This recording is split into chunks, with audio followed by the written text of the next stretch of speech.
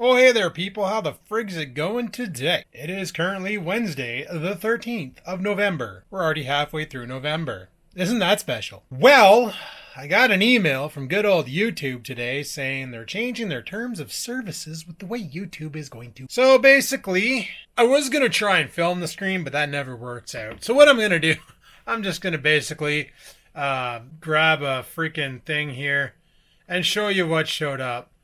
So there's a new section under the channel settings. And what it is basically they want to know if your channel is made for kids. As in, you know, there's some people out there who produce like cartoons for kids. Child-based videos like my niece watches kids play with toys on YouTube, which is child-based. And there's basically you're legally required to comply with the Children's Online Privacy Protection Act, also known as COPPA, COPPA, and other laws. You're requested to tell us whether your videos are made for kids. What content's made for kids? Obviously, my videos are not intended to be viewed by youth, even though apparently there are some youth who view my videos. Hey man, it's up to their parents to control what they watch on the internet. But you know how things are nowadays, right? You gotta be aware of your audience, even though you've never met them in your life. Way she goes. YouTube, it's a public forum. Anybody can go to youtube.com. Anybody can install the app on a good old smart device. Anybody can stick it on their iPad or go to the website itself. As you can see, I said no, my videos are not intended for children. I never upload content made for kids. Because I don't. I don't plan on it. I upload content that I feel like creating, and it's the way she goes. Now, the big question is I read the email from YouTube, and it doesn't make sense as to how it's going to hurt monetization. It sounds like if you make videos intended for kids, they're going to cut back on the monetization so less ads are shown, because why the frig would kids be caring about Colgate ads or beer ads or whatever other ads are floating around on YouTube? Kids aren't consumers. They're not going to be purchasing stuff. So to me, it sounds like all the people who make videos intended for children are going to be taking a major hit in the AdSense department. You know what? I don't even care about the AdSense. I haven't made money on YouTube now since whenever I dropped that video a long time ago talking about how I had to fill out a tax form. So I don't really care. And here's the kicker. I've had a couple people ask me in the comments, even on my fan page, Facebook fan page, hey, are you making any money off your YouTube? Are you making anything off your YouTube? And honestly, I don't do YouTube for the money. I just like making videos from time to time. I used to like doing it daily, but my life's really boring, so I just decided not to. You know, I wake up in the morning, I go to work, I come home, I lift, I go to bed. On the weekends, I do some weekend stuff. I didn't even film this weekend because I just wanted to have a fun time with my friends and not make a TV show out of it. Just go out and have a good time. So for me, it's not about money. For me, it's about just enjoying life. If I have something I want to film, I'll film it. If I don't, I won't. It's the way she goes. The daily thing made basically me putting my life on the internet for all to see, and honestly, that's very intrusive and not the way I want to play the game. But I'll keep you guys updated on anything cool that happens or any projects. Maybe it's winter, so the only project I have is to hope to Christ this roof doesn't cave in and we make it to spring so I can get the roof done. Because apparently this past year was the year of everybody's roof needing to be done, and we didn't have enough roofers in North Bay to do them. Actually, one of the guys at work, his roof, he put in a quote before me with this company, and they were at his house today stripping and redoing his roof while it was snowing. I bet you they had fun. You know what I'll never understand? Modern vehicles. You know, there's things that break on cars, on modern vehicles, or on all vehicles, such as, you know, your light bulbs. Your light bulbs burn out. Like the ones in my Ford F-150. They're fine right now. They could burn out at any given time. In order to replace those headlights, you basically gotta pretty much remove the headlight fixture. You can't just reach around behind, pull out the bulb, and put a new bulb in. Don't work that way. It'd be nice if it did, you know. My Ford Focus, I could easily do that. Mind you, it was a 2001, had a tiny engine in it, so you had plenty of handroom. Pontiac G6, however, you were supposed to take the bumper skin off. Instead, I just strong-armed it and ripped the friggin' headlight right out of the hole and then smashed it back in. Yeah, I wore up the bumper skin a little bit, but I didn't give a care. But, like, for instance, my truck. You have to, like, take the inner fender off and then take the front bumper skin off, or at least loosen it so you can get behind it. It's kind of ridiculous, right? Why wouldn't they make the car easier to service for parts that are going to blow, like a headlight? Or, if it's going to be a hard part to change, why not use something with more durability? Like LED. I farted. Like my friend has a Chrysler 200. The blinker went on it. I figured, well, that can't be that hard. You know, the light doesn't look like it's sitting behind the bumper. Oh, yes, it is, because you can't see the part that is sitting behind the molding of the bumper. So you basically got to take off the shroud over top of the rad. Then you got to take off the two 7mm bolts inside the fender. And you got to take the bumper skin off just to extract the headlight housing to replace the freaking bulb. Buy a crappy bulb, you'll be doing that again anytime soon. Just a horrible design. Why can't they just make it so it's easily accessible? It's possible. It's easy. Come on, automotive makers. Figure it out. Hey guys, it's half day freaking Friday. That's right, I've just been filming whenever the hell I feel like. I pick up the camera and talk to it. And right now I'm shaking a sock to get more steppies in Pokemon Go. Nope, not going to affect me on my Fitbit. You want to know why? Because I'm not wearing my Fitbit. Where's my Fitbit? I had to charge it. It was at like 17% battery life, so it was about to croak. So I got her on the old slap charger to recharge, but I wanted to talk more about this YouTube Kids or kid-friendly content. Looks like, basically, the way it's going to work, and this is kind of fun. If you upload kid-friendly content, part of the COPPA Act, you're not going to have targeted ads, which means it's going to hurt the child-friendly uploaders, the ones who upload videos of, like my niece likes them, the kids playing with toys. You know, kids watching kids play with toys, and some people think that's weird, but, you know, I've watched grown adults play video games on Twitch. It is what it is, right? Some people think that's weird. Well, some people watch people play hockey or baseball professionally. Why would I rather watch a video game? When you want to play it? Well, why are you watching baseball? Why aren't you out there playing it? You know, it's one of those. But some people upload content like that for whatever reason, and kids enjoy watching this, so they get new ideas on how to play with their toys if they own it, or whatever the case may be. Well, basically because of COPPA, I guess the U.S. government or whatever, child protection agencies, we're kind of upset that YouTube had targeted ads on videos intended for children who aren't going to know what an advert is or even have money to spend on any products. Kind of makes sense. But what gets me is this. YouTube doesn't want you to upload child-friendly content, and YouTube does not want you to upload mature-friendly content. And what I mean by mature-friendly content is like, you know, the scripted stuff like McJuggernuggets did. And there's others out there who do stories on YouTube and try and produce. They treat it like a Hollywood, basically. They try and produce a TV series or a movie series, and they use YouTube as their deployment platform. But because for some reason YouTube thinks that everybody thinks everything's real, they have to hound on these people because they can't have that kind of stuff available on the platform. Now enter the mature audience, child safe audience, and this little flag that you can set on your channel to prevent these types of videos going to the wrong type of audience. Now, something else they've implemented is if your videos are child safe, there'll be no more comments on those videos. Comments will be disabled for obvious reasons because 3-year-olds can read. They'll also, they're going to be deactivating the rating system and a couple other features. Literally, if you're a child content producer, like doing the toy videos or the unboxing videos of toys or making cartoons for kids, whatever the case may be, you're going to get a heavy impact and hurt from this. So if you're looking to make money, you're going to need to do sponsorships because AdSense ain't going to cut it in. It is what it is, but then again, AdSense hasn't cut it for the past, 2 years? So, hey, whatever. Anyway, like I said, it's half day freaking Friday. I don't know what the heck's going on this weekend. There's a lot of snow outside. We got another 10 centimeters last night, so I'm probably coming back from work at noon today.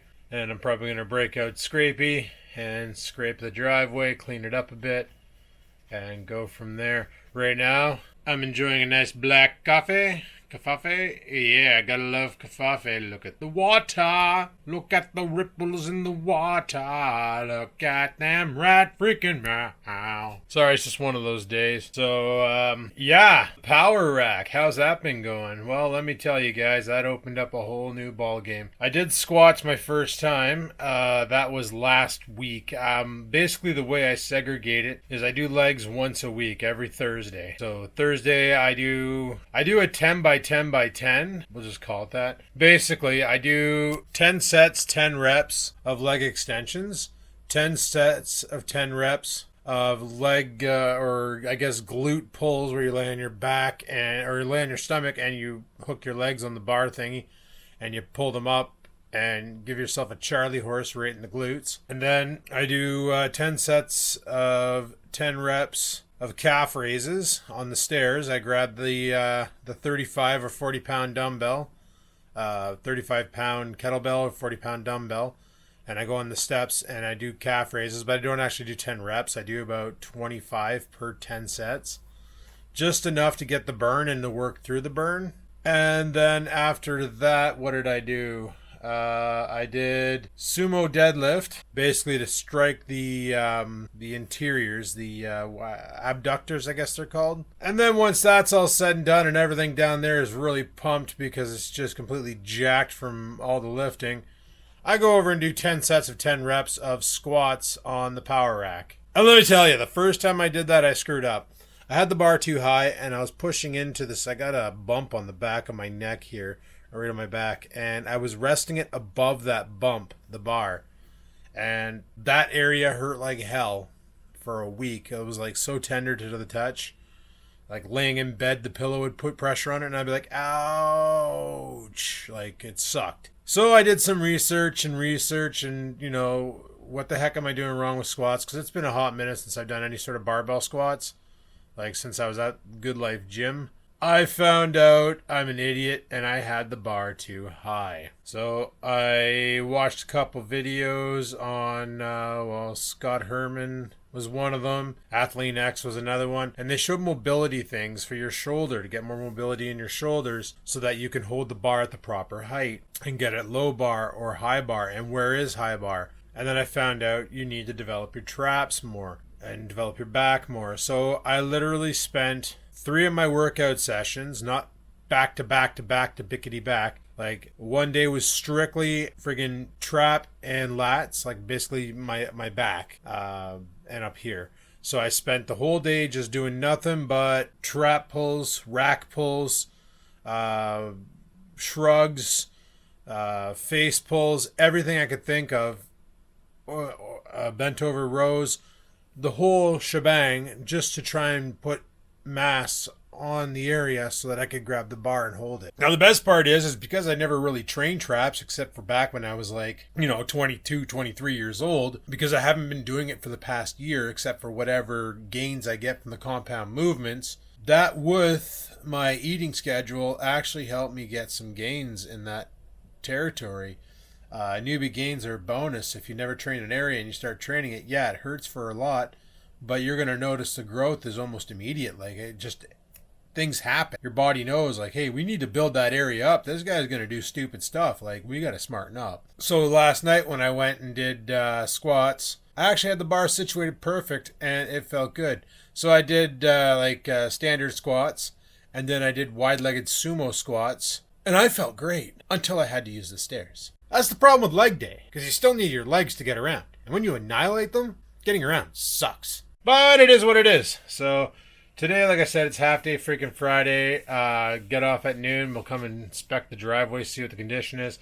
If it's craptastic, guess what? We're going to get out there with the old Scrapey the Scraper, and we'll move some snow around. It's a good workout. Why not, right? Burn some carbs. Burn some calories while pushing some snow around.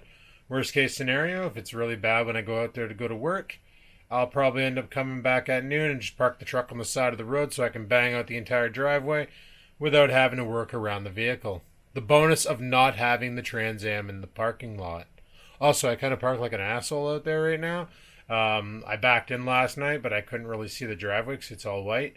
So I'm literally in the middle of the driveway, parked on an angle. It's pretty sweet because I can do that because I'm the only vehicle in the driveway and nobody ever visits. So, parking like an asshole. Alright, I've been home for a bit. It's sunny out, at least. Which means it's not too bad out. I'm gonna go strap on my big boots, grab my gloves, grab my coat, grab my hat, go outside, push some snow. This stuff was on sale again, so I picked up another tub of it. 1.5 times the caffeine. Oh yeah, gonna get jacked. But not until we get out there and deal with the mess. Alright, let's go. Sorry if the audio sounds weird. I'm wearing gloves. See? Got my mittens on.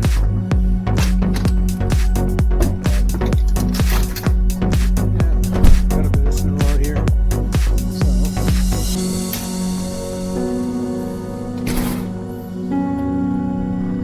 Parked like an arsehole again because I want to clean this area up. I was going to park on the side of the road, but I decided against it. So, let's set up the trippy pod. Where the hell I put that? Sorry, we're going to use this guy, Scratchy. The aluminum beast. Aluminium for you British folk.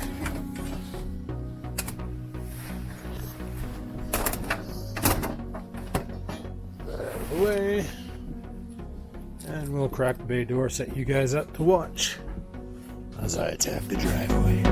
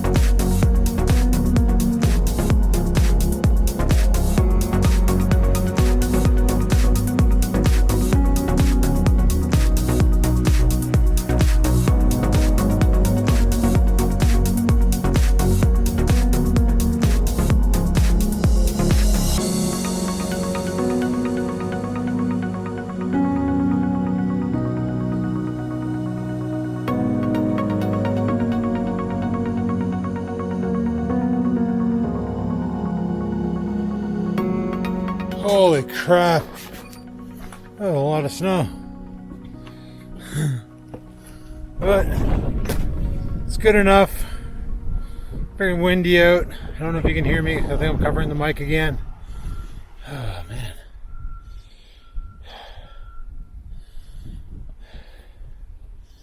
Problem is you can't go too deep. I want to build like a base. Because if you go too deep, you end up with this over here.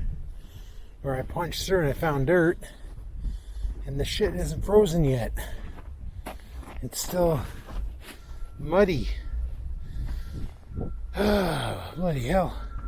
Because I can't use the, well, I can, but I shouldn't use the snowblower on it until I get a nice foundation.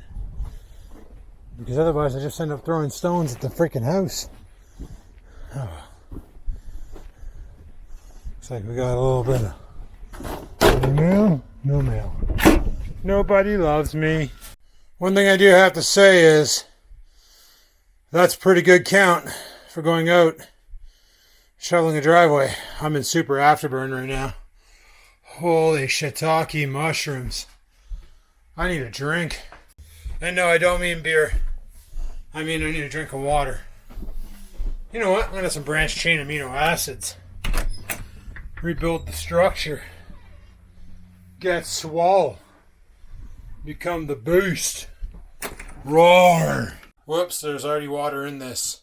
And that's under boob sweat. Cause I was sweating like crazy out there, cause holy crap. That, my friends, is a good cardio workout. They say the best part of waking up is the Folgers in your cup. But when you try Folgers and you have real coffee, you realize the commercial lied to you. It's currently Saturday, guys, and I forgot I was making a video. So I'm going to shut the video down so I can make another video at some other point in time.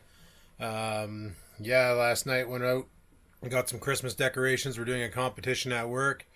Decorate your cubicle. So I went to Walmart and picked up some stuff, and my friend had a whole bunch of stuff she wasn't going to use, so I got a bunch of other stuff. Lots of stuff to decorate my cubicle with, so that should be fun, but that'll be for another video. So on that note, people, thanks for watching. Hopefully you enjoyed the video today. If you did, click that like button. Any questions, comments, concerns, down below they go. And until next time, people, peace the frig out.